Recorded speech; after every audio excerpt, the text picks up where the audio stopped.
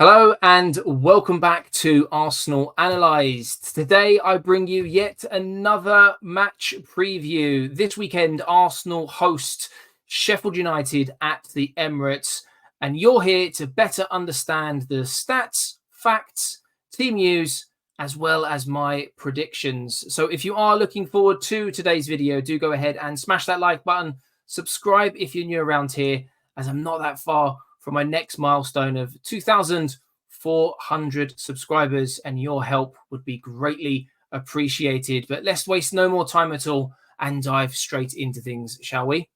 Kicking off with the head-to-head in this fixture, with Sheffield United not always having been in the Premier League, they've met only on 10 occasions in domestic league football. Yes, there have been some meetings in cup competitions, but down the years, due to their lack of Premier League football, they've met on just the 10 occasions, 4 of which have ended in an Arsenal win, 2 with Sheffield United wins.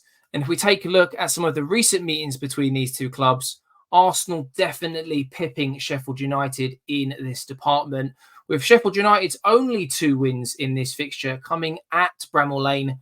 And with this fixture this weekend at the Emirates, you would think that Arsenal should win. But there's no such thing as an easy game in the Premier League. So we have to have our guard up. We can't let that down, because you never know what might happen. And one thing that does come into this is the recent form of both clubs. And if we take a look on screen now, we can see the form in the Premier League. Sheffield United having lost their last 5 games. So Arsenal coming into this fixture in much, much better form. Sheffield United away from home as well. Arsenal unbeaten in their last 9 Premier League games, and also coming off the back of a win away in Europe at Seville. Very, very tough fixture. You would imagine that morale and confidence is going to be very, very high in the Arsenal camp. And I can't see anything other than an Arsenal win. At the time of recording this video, both managers have held their press conferences, and we have a little update on potential team news. Now, we do know that Arteta never really likes to give too much away in these press conferences, competitive edge and all that. But some things that have been confirmed, as we all know, Jurrien Timber is still out until the early to late part of this season. But we did have an update on Thomas Partey, who didn't feature in the Seville game. He picked up a muscular injury in training, and he has confirmed that he will more than likely be out for the next couple of weeks. Jesus, on the other hand, will also be unavailable. Conflicting stories in the post-match conference.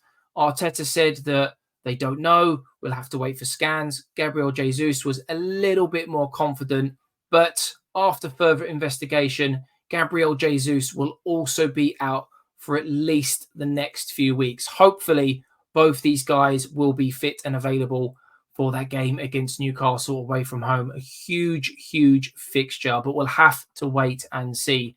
But if we scroll down, we can have a quick look here at the Sheffield United physio room. There are a few players here. We can see at least 3, Daniel Jefferson, Tom Davies and John Egan, not returning anytime soon. The same with Reece Norrington Davis. Oliver McBurney could feature in this fixture, a potential return date of the 28th, as well as George Baldock. Max Lowe, he's going to be out until early November, so the likelihood he won't feature in this fixture. The same as the next couple of players on this list as well. Chris Basham out for a significant period. So if there are any Sheffield United fans watching, please let us know the significance of some of these players not being available for this fixture at the Emirates on Saturday. Finally, let's finish up with some team predictions. And on screen now, you can see how SofaScore have it for this coming Saturday. And there are a number of headaches for Arteta to think about. First of which is the striker.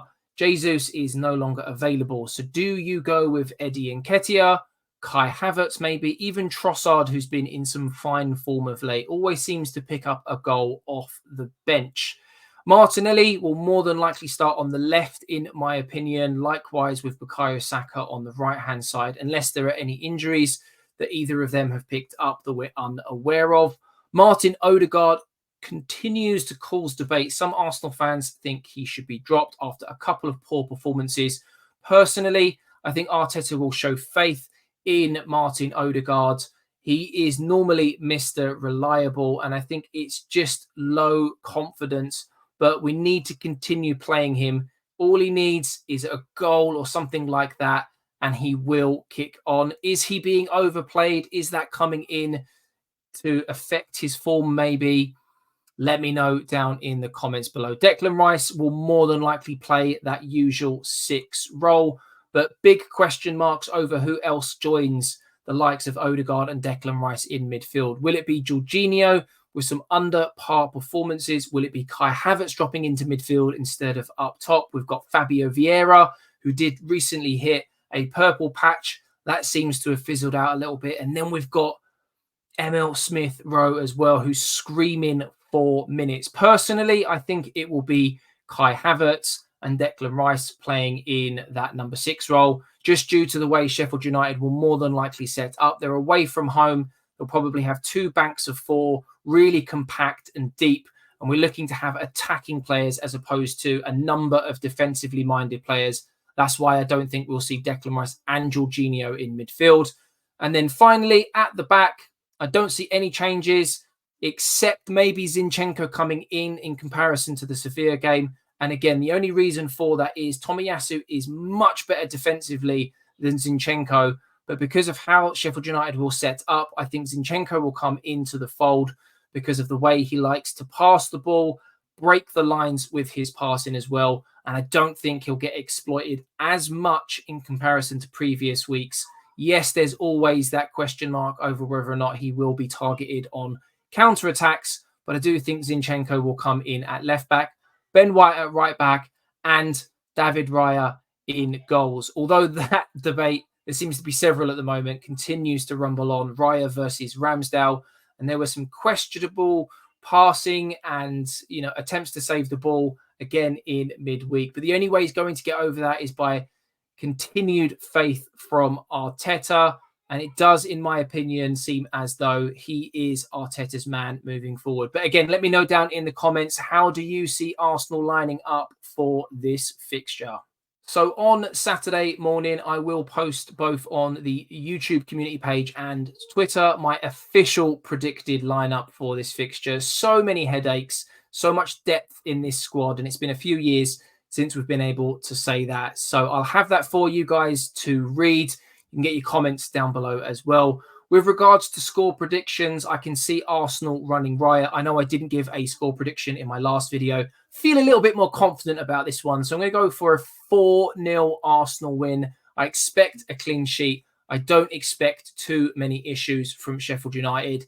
Get your predictions down below. And there will also be a link to the Arsenal Analysed Discord server if you do fancy talking Arsenal in more detail throughout the week. Whether that's Arsenal news, transfers, rumours, pretty much everything surrounding Arsenal, including match days, and like-minded gooners who just like to analyse football and share the occasional laugh as well. But if you have enjoyed this video, do go ahead and smash that like button. Subscribe if you're new around here. As I said earlier in this video, 2,400, I'm not too far away. Please do help me out. It is much appreciated. But for now, that's going to about wrap things up. Stay safe and take care. Come on, you Gunners.